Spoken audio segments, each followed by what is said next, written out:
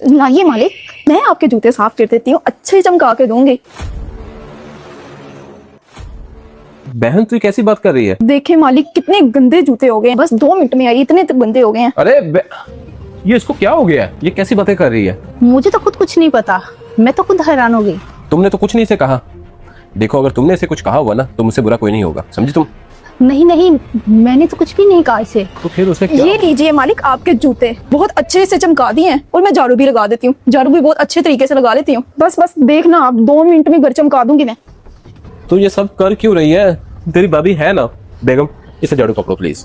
छोड़ दो सवेरा, नहीं, मुझे झाड़ू आप दो। बैठ जाओ। भाभी आप क्यों परेशान हो रही हैं? मुझे करने देना घर का काम, मैं तो नौकरानी हूँ घर की। बहन तू ऐसा क्यों कह रही है? तू नुकरानी थोड़ी, तू तो मालकिन है इस घर की। अगर तुझे इसने कुछ बोला ना तो मुझे बता, मैं इसको छोड़ूंगा नहीं।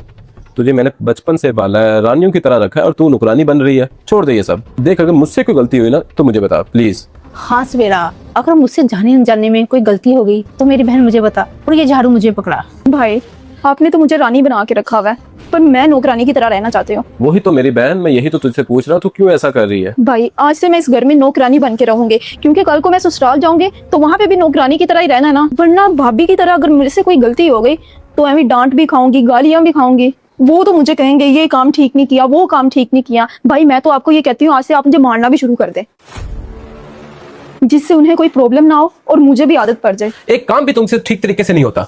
घर वालों ने तुझे कुछ सिखाया भी, ऐसे ही आ गई हो। मुझे माफ कर दे, मैं अभी ठीक कर देती हूँ। मेरी बात कान खोल के सुन ले, अगर तुझे यहाँ रहना है तो तुझे नुकरानी बन के रहना पड़ेगा। अगर महारानी बनने का शौक है तो तुझे मैं तेरे मैं के छोड़ाता हूँ, समझी तू?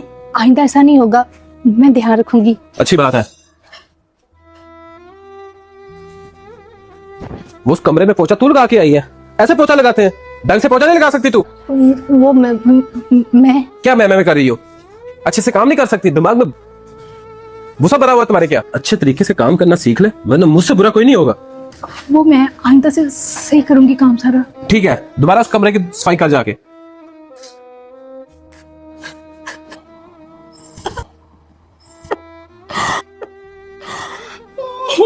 चुप क्यों है भाई, बोले ना।